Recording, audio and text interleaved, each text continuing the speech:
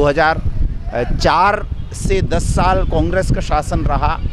भ्रष्टाचार में आकंठ डूबी कांग्रेस के खिलाफ ये नारा उछाला गया कि भ्रष्टाचार भय मुक्त भारत होगा। लेकिन हमने देखा 2014 में जो भाजपा आई, एक भी नीति ऐसी नहीं हुई कि उसने कांग्रेस की नीति को पलटा हो या बदला हो। उल्टा उन नीतियों को और ज़्यादा तेज़ी से पूंजीपति वर्ग के हित में वो लागू कर रहे हैं और जनता का गला और ज़्यादा तेज़ी से दबा रहे हैं। हमने देखा कि 2014 में जिन नारों के साथ भाजपा आई, बहुत हुई महंगाई की मार, अब की बार मोदी सरकार, ये शराब नशे के खिलाफ मोदी सरकार, ये तमाम सारी बातें करके, बेरोज़गारी की मार बहुत हुई, मोदी सरकार, उनने कहा हम 2 करोड़ रोज़गार देंगे। इन हर बात में न केवल वो बुरी तरह से विफल हुए हैं, बल्कि उन्होंने 2019 में भी ये कहकर कि हमें और वक्त चाहिए, जनता को हम तो ये कहेंगे किसी तरह गुमराह करके, जनता का वोट हासिल करके उन्होंने फिर सरकार बनाई। लेकिन इसके बावजूद जिस तरह से महंगाई, यूँ समझ लीजिए आप, सारे रिकॉर्ड तोड़ चुकी है। जो उत्तर प्रदेश और 4 अन्य राज्यों में जो चुनाव आ रहे थे, जनता के अंदर बहुत ज़्यादा गुस्सा था। और ठीक उससे पहले हम देखते हैं किस तरह सांप्रदायिक तौर पर वर्गीकरण शुरू हुआ। जो भाजपा 2014 में विकास की बात कर आ रही थी, उन्होंने केवल एक नारा उछाला कि हम राम को लाए हैं, हम आएंगे। जनता ये पूछ भी नहीं पाई कि भाई राम को लाने वाले आप कौन हैं, ये पूछ भी नहीं पाई जनता, क्योंकि जनता इतनी दिग्भ्रमित हो चुकी थी।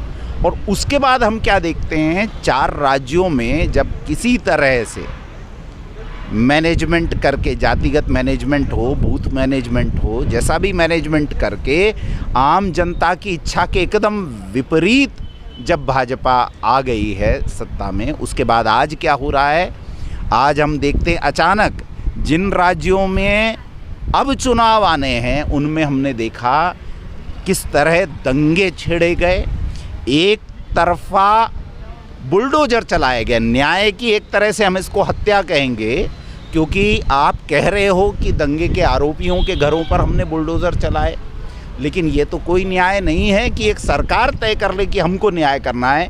न्यायपालिका का उसमें कोई वो नहीं है। और एक तरफा एक तरह से कार्रवाई की गई। जिन लोगों ने, मान लीजिए हम आपके कहने पर, अगर सरकार के कहने पर हम ये मान भी लें कि जिनके घर आपने तोड़े वो दंगाई थे, लेकिन उनके बीवी और बच्चे, छोटे छोटे बच्चे जो बेघर हो गए, उनका क्या वो था। कानून कहता है कि 100 गुनहगार बच जाएं, लेकिन एक बेगुनाह को सज़ा नहीं होनी चाहिए। लेकिन उन महिलाओं और बच्चों का क्या कसूर था, वो बेघर हो गए। इस गर्मी में, धूप में बेघर वो पड़े हुए हैं।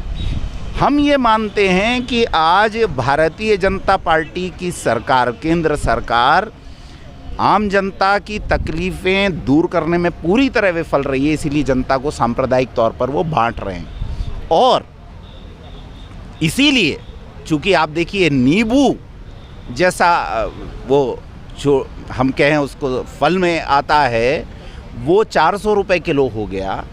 यानी क्यों हो गया हम जानते हैं। अभी अभी खबर आई कि 6 रुपये किलो में किसानों से ख़रीदा गया वो नींबू, और वो अदानी के कोल्ड स्टोरेज में पहुंचने पर आम जनता को 400 रुपये में मिलता है। ये सब छुपाने के लिए जनता को सांप्रदायिक तौर पर बांटा जा रहा है। आज जिस तरह का जो माहौल 4 राज्यों में चुनाव के बाद क्रिएट हुआ है इस देश में, और कहीं ना कहीं देखा जा रहा है कि बुलडोज़र जितनी तेज़ स्पीड से लग तो रहा है कि मकानों पर चल रहा है, लेकिन वास्तविकता यह है कि वो नीतियों पर चलाया जा रहा है, वो नीतियाँ जो लोगों के काम आती हैं।